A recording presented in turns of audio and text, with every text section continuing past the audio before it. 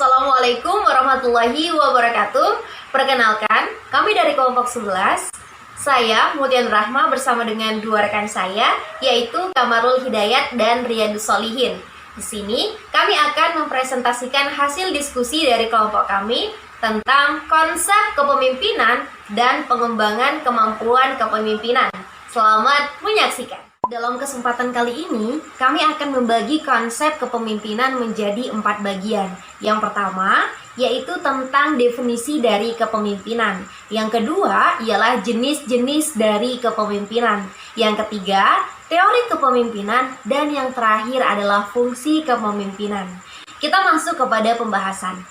Yang pertama tentang definisi dari kepemimpinan. Kepemimpinan secara bahasa.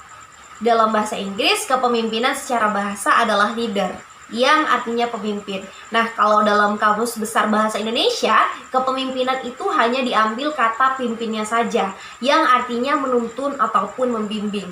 Sehingga, dari asal kata inilah, kita akan tahu bahwa definisi dari pemimpin adalah seseorang yang memiliki kemampuan untuk mempengaruhi orang lain di dalam melakukan kerjaannya dengan menggunakan kekuasaan yang dimilikinya. Lebih lanjut, kita akan membahas tentang pendapat dari para tokoh mengenai definisi kepemimpinan. Yang pertama, menurut Elyasa. Beliau ngejelasin bahwa kepemimpinan merupakan suatu kegiatan mempengaruhi orang-orang demi tercapainya tujuan dari organisasi.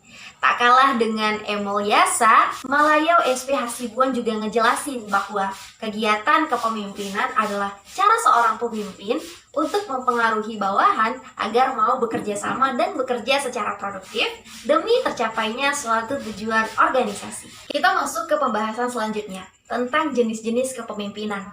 Yang pertama, kepemimpinan transformasional, di mana kepemimpinan ini proses pemimpin untuk meningkatkan kesadaran rekan kerjanya atau sehingga rekan kerjanya mampu terdorong dan termotivasi melampaui minat pribadi yang mereka punya. Demi apa? Demi tercapainya tujuan dari baik itu kelompok, organisasi, maupun masyarakat. Jenis kepemimpinan yang kedua ialah kepemimpinan transaksional, di mana di sini pemimpin hanya memfokuskan terhadap beberapa kualifikasi saja, seperti kualifikasi sasaran, kualifikasi standar kerja, penugasan kerja, dan yang terakhir penghargaan terhadap karyawannya. Yang selanjutnya adalah teori kepemimpinan. Teori kepemimpinan terbagi menjadi 3, yaitu yang pertama teori genetis atau keturunan. Inti dari teori ini mengatakan bahwa leaders are born and not made. Pemimpin itu dilahirkan, bukannya dibuat. Para penganut aliran teori ini mengenengahkan pendapatnya bahwa seseorang pemimpin akan menjadi pemimpin karena ia telah dilahirkan dengan bakat kepemimpinan. Yang kedua, teori sosial. Inti dari aliran sosial ini bahwa leader are made and not born. Pemimpin itu dibuat atau dididik, bukan kodrat.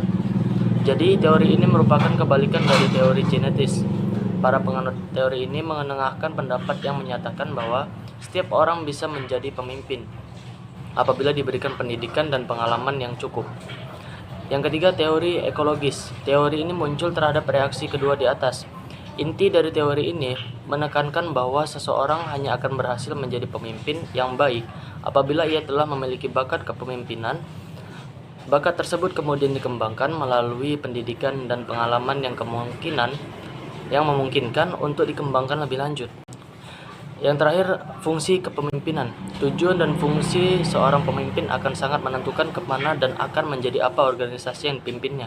Sehingga dengan kehadiran seseorang pemimpin akan membuat organisasi menjadi satu kesatuan yang memiliki kekuatan untuk berkembang dan tumbuh menjadi lebih besar. Secara operasional, fungsi kepemimpinan dapat dibedakan dalam 5 pokok kepemimpinan.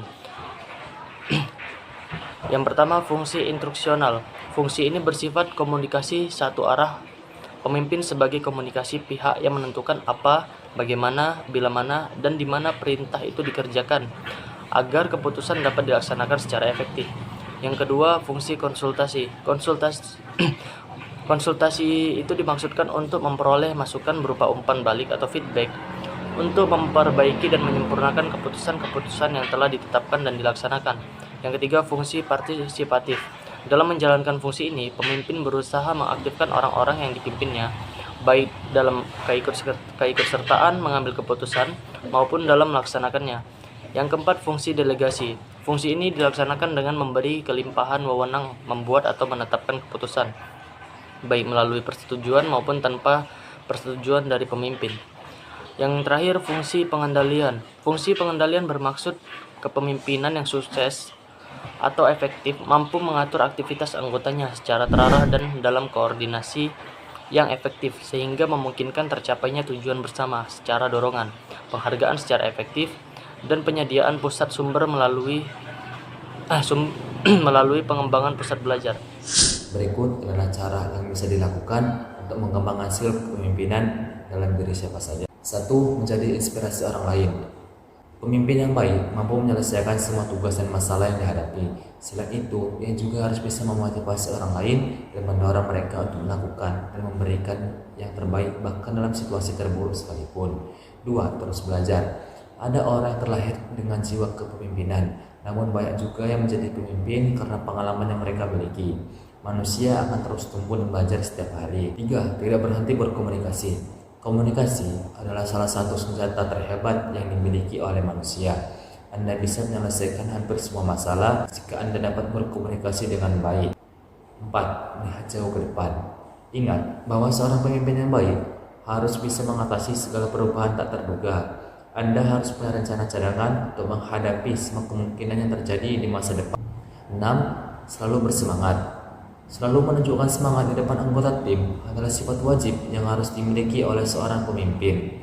Tanpa adanya semangat, maka para anggota juga segera kehilangan semangat juga. Tunjukkan semangat dalam setiap hal yang Anda lakukan, termasuk usaha dalam meningkatkan skill kepemimpinan. 7. Pahami kekuatan diri dan bagaimana cara menggunakannya. Ada banyak pemimpin hebat di dunia ini, namun tidak ada seorang pun yang menjadi pemimpin sejak mereka lahir. Skill kepemimpinan adalah sesuatu yang dibentuk dan diasah seiring berjalannya waktu dan disertai usaha yang besar. 8. Tetapkan tujuan konkret dan segera eksekusi. Menetapkan tujuan yang ingin dicapai akan membuat Anda tahu jalan mana yang harus ditempuh. 9. Akui kegagalan dan bangkit. Menjadi pemimpin yang baik bukan berarti tidak pernah membuat kesalahan, membuat keputusan yang salah, menempuh jalan yang tidak benar, dan mengalami kegagalan adalah sesuatu yang sangat lumrah bagi manusia. 10. Temukan tujuan yang lebih besar. Anda pasti punya tujuan yang besar dalam hidup, baik secara pribadi maupun untuk tim sebagai seorang pemimpin. Kini saatnya melihat tujuan yang lebih besar. Motif yang mendasari Anda ingin mencapai tujuan tersebut. Memotivasi orang lain. Ini adalah skill klise yang sayangnya tidak semua orang miliki. Untuk bisa memotivasi orang lain dengan baik, Anda harus tahu apa yang diinginkan dan dibutuhkan oleh para pengikut Anda. Disiplin terhadap diri sendiri. Kedisiplinan merupakan alat utama untuk mengeksekusi tujuan yang sudah ditetapkan. Percuma memiliki visi atau pemikiran yang baik tanpa dibarengi dengan disiplin yang tinggi untuk menjalankannya. Selesaikan konflik yang ada.